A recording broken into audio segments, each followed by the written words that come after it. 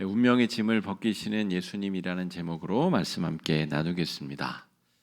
사순절 세 번째 주일이고요. 계속해서 우리가 우리 삶을 죄악으로 몰아가는 내적인 역동들에 대해서 계속 살피고 있습니다. 지지난주 우리 사순절 첫 번째 주에는 에덴 동산에서 아담과 하와가 선악과를 따서 베어 무는 장면을 우리가 살폈습니다. 태초의 사람들, 완벽할 것 같은 그 사람들이 하나님에 대하여서 하나님과 비교하여 수치심을 느끼고 열등감을 느끼고, 하와는 또 아담에게 수치심과 열등감을, 또 뱀은 하와에게 수치심과 열등감을 느껴 서로가 서로를 죄악 가운데로 물고 끌고 내려가는 그 장면을 우리가 살펴보았습니다. 지난주는 다윗의 일대기 중에서 가장 어둡고 가장 죄악된 장면을 살펴보면서 평안이 어떻게 우리를 죄악 가운데 무너뜨릴 수 있는가, 우리 안에 그 무섭고 더러운 속성들이 여전히 존재하고 있음을 우리가 또 발견하는 시간을 가졌습니다. 오늘은 세 번째 날, 주어진 운명이 너무나 힘들고 고달파 그것을 벗고 하나님께로 나아가는 것이 불가능하게 여겨지는 사람의 이야기를 우리가 좀 살펴보고자 합니다. 오늘 본문의 이야기는 우리가 너무나 잘 알고 있는 수가성 여인의 이야기입니다. 제가 부임한 이후로 이 수가성 여인 본문을 몇 차례 다루었는데 오늘 이 뒷부분의 이야기는 한 번도 다루지 않은 것 같습니다. 오늘 본문 주인공 여인은 6번째 남편과 함께 살고 있는 여인입니다. 2023년 현대 사회에도 성적으로 개방되고 또 개인의 인격과 개인의 선택이 존중받는 이런 세상에서도 6번째 배우자와 함께 살고 있는 사람은 여러분 들어보신 적이 아마 없을 겁니다. 일반적인 사람이 이런 일생을 사는 것은 거의 불가능하다고 볼 수 있죠. 그런데 지금으로부터 2000년 전 예수님 당시의 유대사회는 조선시대 유교 사상이 지배했었던 조선시대보다도 훨씬 더 경직되고 율법에 의해서 좌지우지되는 그런 경직되고 보수적인 사회였는데, 그 사회에서 6번째 배우자와 함께 살고 있는 여인이 오늘 본문의 주인공이라는 것이죠. 한 사람 일생에서 6번째 배우자와 함께 살 수 있는 가능성이 얼마나 될까? 제가 성경 안의 모델을 기준으로 제가 몇 가지 그런 수 있는 경우의 수를 한번 뽑아봤습니다.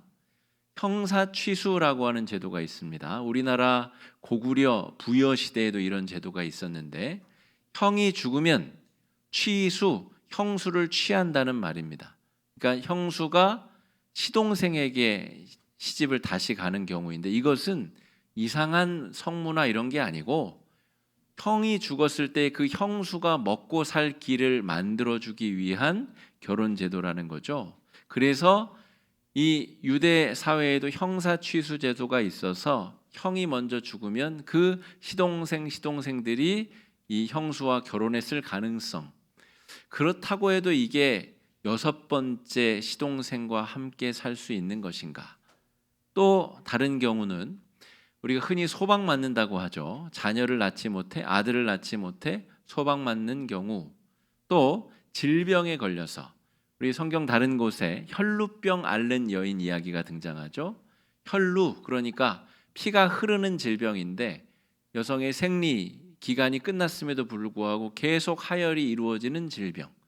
그러니까 이런 류의 질병이 있어서 남편에게 버림을 당한 여인, 혹은 막달라 마리아처럼 귀신이 들렸었던 여인, 혹은 성매매를 하고 생계를 유지해야 했었던 율락 여성의 경우, 이 중에서 한 가지 혹은 두세 가지가 중첩적으로 작동해야 6번째 배우자와 함께 살 가능성이 그나마 조금 생길 수 있다는 것이죠.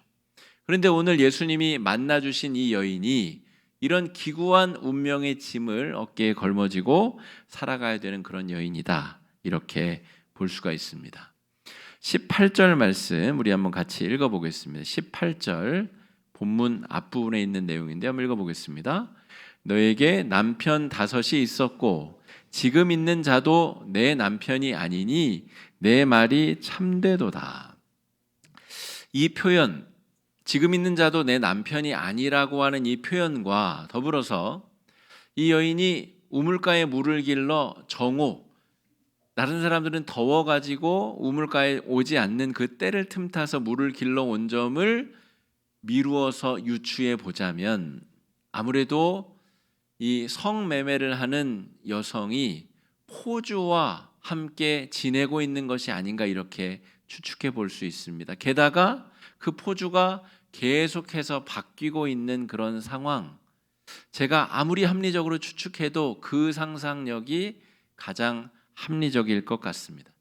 이 부분을 주석한 어떤 주해자도 정말 과감하게 이것이다 말하는 해석자는 없습니다. 어쨌든 제가 보기에는 포주와 성매매 윤락 여성과의 그런 관계가 아닌가. 동네 사람과 마주치기 어려운, 마주쳐서는 안 될, 몰매 맞을 그럴 여인, 그런 운명의 짐을 지고 살아가는 여인이다 이렇게 볼 수가 있습니다. 그런데 예수님께서는 이 여인을 찾아와 만나 주셔서 주어진 운명에 짓눌려서 사회적 죽음을 맞이한 이 여인을 구원해 주고 계십니다. 여러분 주변에 한 다리만 건너면 아는 사람의 아는 사람 이렇게만 가도 스스로 목숨을 끊은 사람들을 어렵지 않게 여러분 발견할 수 있습니다. 사회적 죽음을 맞이한다는 것은 더 이상 내가 믿고 의지하고 마음을 열고 터놓고 이야기할 사람이 사라진 존재들, 살아있으나 더 이상 살아가는 것이 아무런 그에게 생명력과 의미를 주지 못하는 사람들, 사회적 죽음을 당한 사람들이 우리 주변에도 셀 수 없이 많다는 것이죠. 은둔형 외톨이로 살아가는 사람들, 젊은이들, 또 나이가 들었는데 아내, 남편, 자식들, 믿고 의지할 형제들, 친척들 그 어떤 사람도 없이 홀로 늙어가야 되는 독거 어르신들, 국제 결혼을 한 다문화 가정의 아내들 혹은 남편, 그 자녀들, 그들의 삶이 정말 그들이 선택하지 않은 운명적인 이 운명의 짐에 짓눌려서 사회적 죽음으로 나아가고 있을 수 있다는 것이죠. 경제적 파탄으로 또 신체적, 정신적, 정서적인 장애와 어려움으로 우리 주변에도 이렇게 숱하게 많은 사회적 죽음을 목전에 두고 있거나 이미 그런 죽음에 해당하는 사람들이 많이 있다는 것입니다. 오늘 예수님께서도 보아라, 들판이 휘어져 추수하게 되었도다. 수많은 사람들이 이런 사회적 죽음을 경험하며 죽음의 터널을 지나고 있다는 것입니다. 15절 말씀, 이 여인에게 예수님께서 어떤 말씀을 하시자 여인이 예수님께 하는 이야기를 한번 들어보겠습니다. 읽어보겠습니다. 여자가 이르되 주여, 그런 물을 여기 물 길러 오지도 않게 하옵소서. 예수님이 이 여인에게 야, 이제 내가 너에게 생명샘물을 줄 거야 라고 이야기를 하자 이 여인이 이런 이야기를 했다는 거죠. 좋습니다. 그러면 이제 제가 더 이상 목마르지도 않고 이곳에 다시는 물 길러 오지도 않게 해주십시오. 그 말은 무슨 말이죠? 이곳에 물 길러 오느라 너무 힘들고 육체적으로 힘들고 정서적으로도 힘들다는 말이에요. 이곳에 왔을 때 혹시 동네 사람 한 명이라도 만나면 그 사람이 나에게 째려보고 폭언을 일삼고 돌멩이를 집어 던지고 그런 테러와 정말 사회적 죽음의 공포를 더 이상 느끼지 않을 수 있게 해주신다면 정말 너무 좋겠습니다. 여러분, 예수님이 이 여인에게 줄 수 있는 것이 그것뿐일까요? 집안에서 계속해서 떨어지지 아니하는 주전자 같은 걸 하나 지금 달라는 얘기입니다.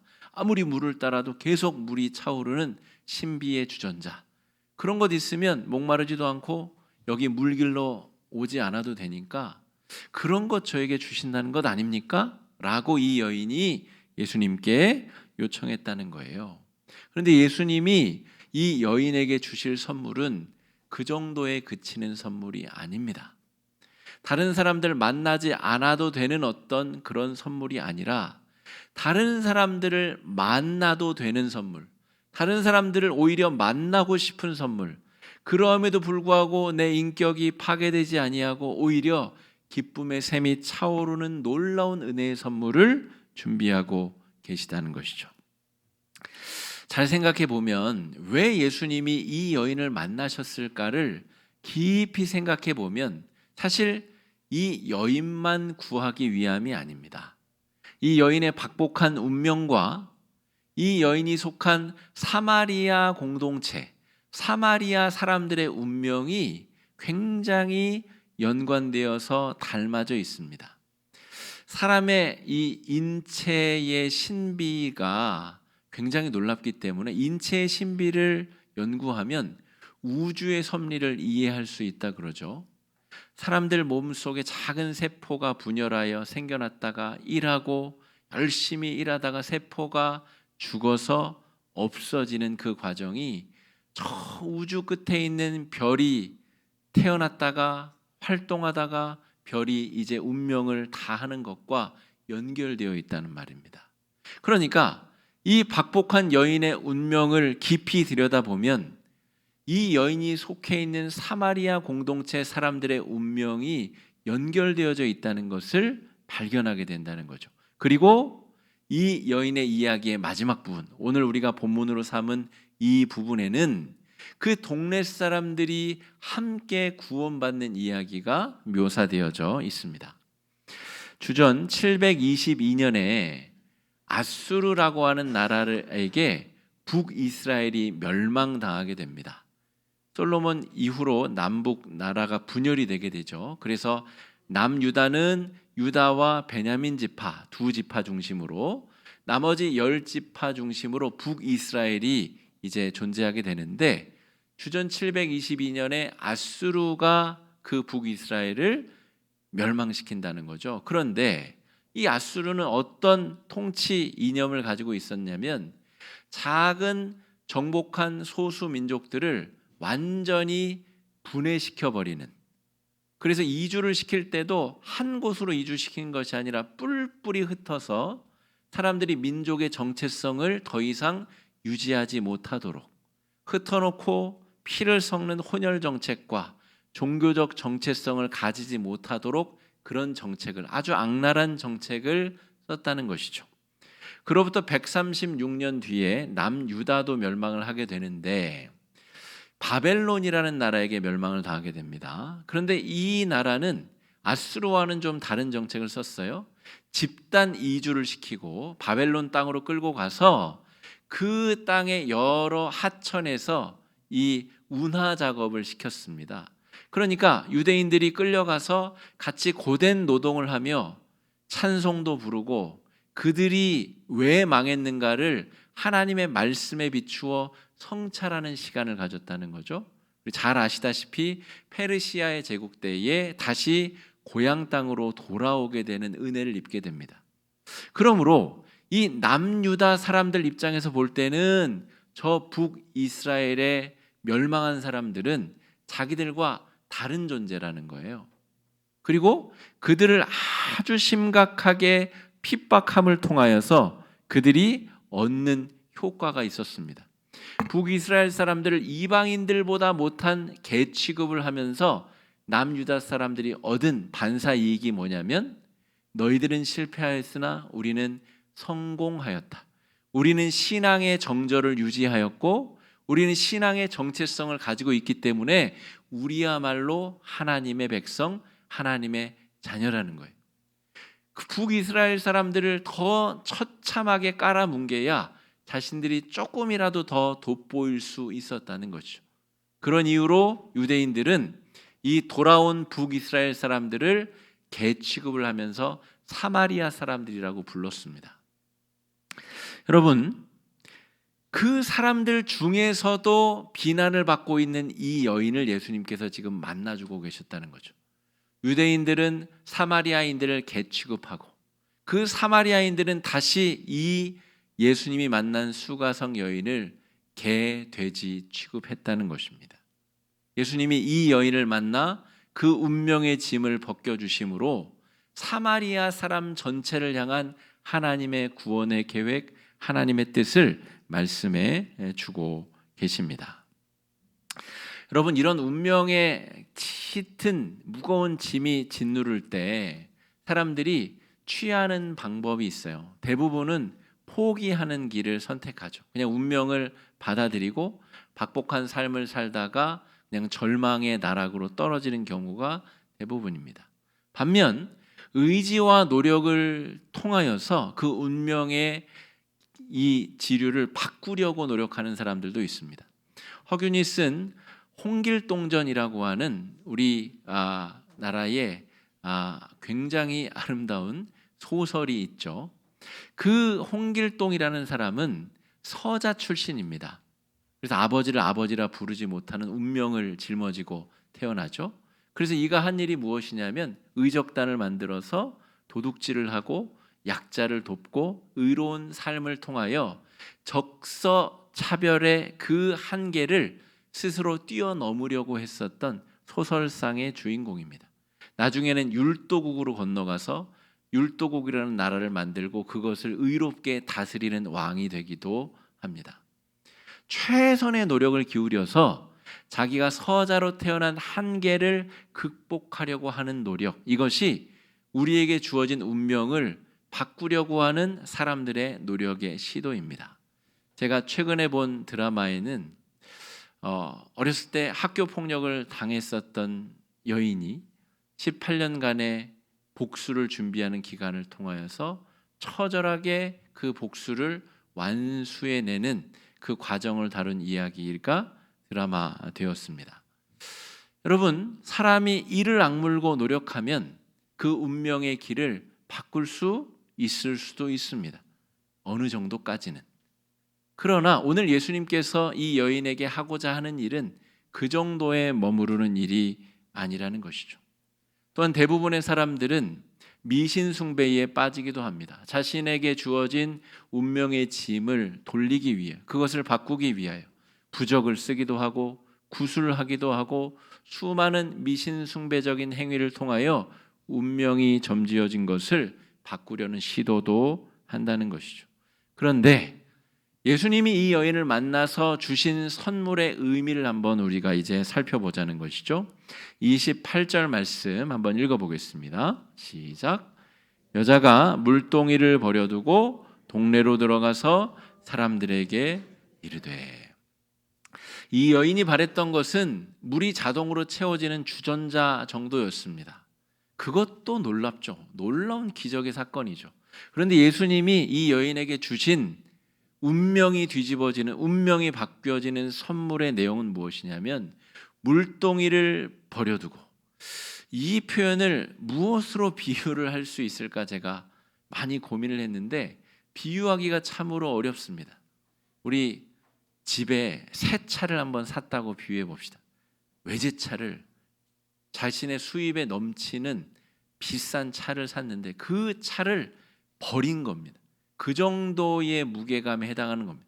여인이 자신의 물동이를 버려두고, 자신의 존재가 담겨져 있는 물동이를 버려두고 자신이 만나지 않기 위해서 그렇게 피해 다녔었던 동네 사람들 속에 들어가서 자신에게 벌어진 일을 이 여인이 지금 이야기하고 있다는 것이죠. 더 이상 이 여인을 짓눌렀었던, 자신이 노력해도 벗어날 수 없었던 그 운명의 한계를 이 여인이 더 이상 짊어지지 않아도 된다는 이야기를 하고 있는 것입니다. 여러분, 요즘에는 개천에서 용나기가 참 어려운 시대라고 이야기합니다. 부모의 경제력에 따라서 자식들의 학업 수준과 직업이 대부분 다 결정나는 시대라고 하죠. 아무리 노력해도 스스로의 노력으로는 그 보이지 아니하는 유리천장을 뛰어넘을 수 없는 시대를 우리가 살아가고 있습니다. 그런데 우리가 정말 예수 그리스도로 말미암아 변화되고 새로워지고 온전해질 수 있다라고 하는 희망이 있는가? 우리 자신에게 이 아침, 이 사순절 셋째 주 아침에 우리 스스로에게 강력하게 질문을 던져봐야 됩니다. 여인에게 강제로 지워진 이 운명의 짐을 예수님께서는 벗겨내셨습니다. 너야말로 하나님의 자녀가 되기에 합당한 자다. 너 스스로를 그렇게 보고 있지 않겠으나 너야말로 죄짐에 강하게 짓눌려 있는, 운명의 짐에 짓눌려 있는 너야말로 나를 통해 하나님의 자녀가 될 아주 적격인 사람이다 라고 예수님이 선언하고 계시다는 것이죠. 또 나아가서 그 동네 사람들, 유대인으로부터 개취급을 당하던 그 사마리아 사람들 역시 당신들이야말로 당신들의 노력으로 자신들의 운명을 벗을 수 없는 당신들이야말로 하나님의 자녀가 되기에 너무나 합당한 사람들입니다. 우리 40절 말씀 한번 읽어보겠습니다. 시작. 사마리아인들이 예수께 와서 자기들과 함께 요하시매. 제가 이 본문을 많이도 읽었을 텐데 또 여러 차례 설교도 했을 텐데 충격적이게도 이틀을 유하셨다는 이 표현이 굉장히 낯설게 저에게 다가왔습니다. 예수님이 이틀이나 더 이들과 함께 유하셨겠구나. 우리가 새벽에 마태복음 말씀을 지금 살피고 있는데 마태복음에서 예수님이 가버나움의 자리를 잡으시고 매일매일 하신 일이 뭐죠? 병자에게 손을 대어 고치시고 또 귀신을 쫓아내시고 말씀으로 교훈하시고 그 모든 일을 이틀간 이 사마리아 땅에서 예수님께서 하셨다는 이야기입니다. 여러분, 그들의 마음이 뜨거워지고 하나님의 아들이 우리들 가운데 오셔서 나를 고쳐주고 나의 죄짐을 벗겨주고 나의 운명의 한계를 벗겨내는 기적을 이들이 직접 경험하고 있다는 것입니다. 그러면서 이 사람들이 그 수가성 여인에게 이런 이야기를 합니다. 한번 읽어보겠습니다. 42절입니다. 그 여자에게 말하되 이제 우리가 믿는 것은 내 말로 인함이 아니니 이는 우리가 친히 듣고 그가 참으로 세상의 구주신 줄 알미라 하였더라. 그 여인의 전도를 통하여 그 수가성, 그 사마리아 사람들이 예수 그리스도를 만나 자신들의 운명의 한계를 벗어나서 하나님의 자녀가 되는 놀라운 은혜와 축복을 경험하고 있다는 것이죠. 저는 어려서 제 초등학교 때 제 꿈이 아직도 선명하게 기억이 납니다. 저는 약사가 되고 싶었습니다. 약사. 제가 다니던 그 약국의 약사 할머니가 굉장히 멋있게 보였었던 것 같아요.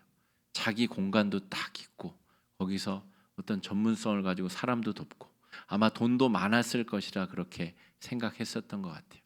제가 생각할 수 있는 한계는 내 운명의 한계를 벗어나서 열심히 노력해서 어떤 나만의 공간을 마련하고 거기서 부를 획득하고 내가 더 훌륭한 사람이 되는 것, 제가 상상할 수 있었던 최고 극단의 한계가 그 정도였다면 하나님이 지금 저에게 주신 축복의 은혜를 한번 여러분 생각해 보십시오. 많은 사람들 앞에서 하나님의 말씀을 전하고 하나님의 뜻을 해석하여 전하며 사람의 영혼을 살피고 돌보고 살리는 일을 하고 있지 않습니까? 이것은 제가 그때에 감히 상상할 수 있는 제 운명의 한계가 이렇게까지 전환되고 벗겨질 줄 상상할 수 없었던 내용이라는 것이죠. 여러분, 하나님께서 우리를 향한 귀하고 놀라운 뜻을 품고 우리를 만나 주시는데 그것은 우리가 상상할 수 있는 것 그 이상입니다. 하나님께서 우리에게 귀하고 놀라운 회복과 변화의 역사를 우리에게 허락해 주실 거라는 거죠. 주님께서 오늘 이 수가성 여인을 만나서 행하신 일을 제가 세 장면 정도로 한번 생각해 보았습니다. 첫 번째는 찾아오신 것이죠.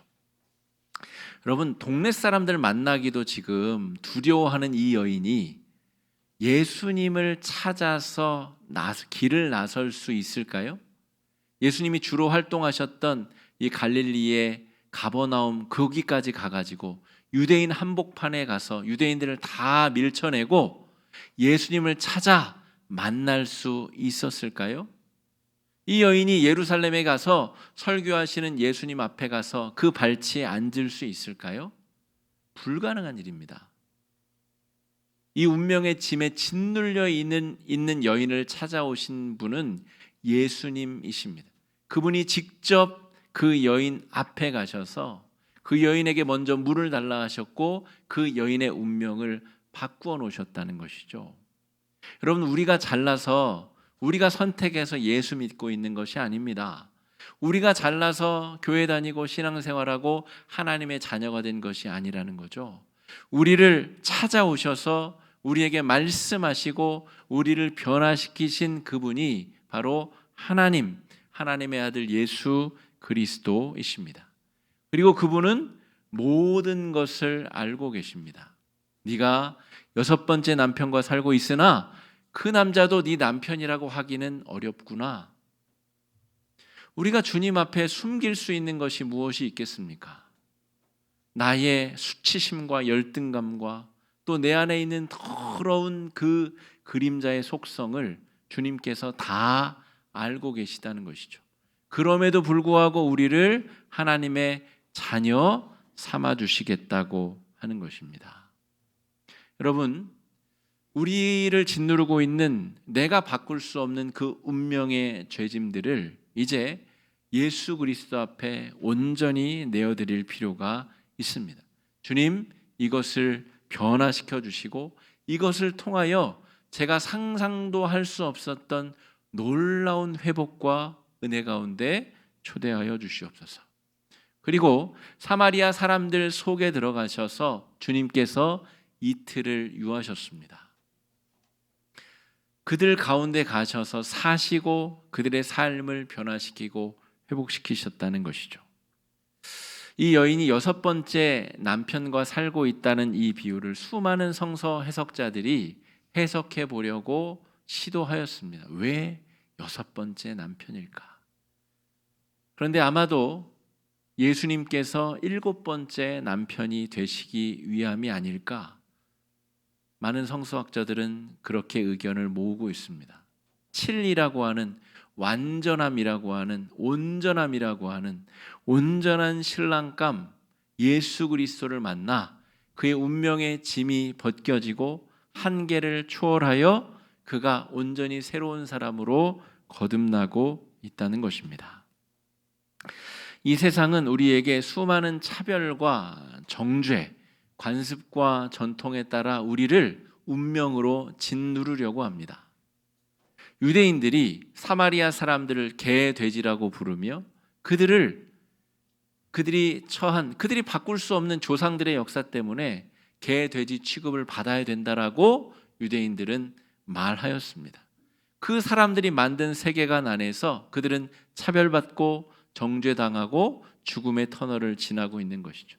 그런데 예수님께서는 이 세상이 만든 모든 차별과 정죄와 관습과 전통의 틀을 파괴하고 계시고 온전히 새로운 세계관을 그들 가운데 구축해 주고 계십니다.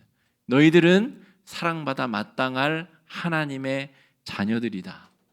이 세상의 운명이, 이 세상의 가치관이 너희를 옥죄거나 짓누를 수 없다라고 명령하고 계시다는 것이죠. 여러분, 이 사순절 기간 동안 우리 안에서 예수님께서 이런 기적을 이루어내고 계십니다. 우리 스스로 옥죄고 있는 운명의 짐들을 주님께서 파괴하고 계시고 새롭게 하시고 온전케 하고 계십니다. 예수님 안에서 우리의 운명의 짐을 벗어내고 자유와 회복을 경험하는 귀한 은혜의 한 주가 되시기를 주의 이름으로 축복합니다. 이 시간에 말씀 의지해서 기도하실 때 주님, 우리가 바로 수가성 여인입니다. 주님, 나를 찾아오셔서 나를 만나주시고 내 안에 회복과 능력의 놀라운 역사를 이루어 주시는 주님, 다가오는 한 주간도 그런 은혜의 역사가 내 삶 가운데서 이루어지게 해달라고 이 시간에 함께 기도하며 나아가겠습니다. 기도하겠습니다.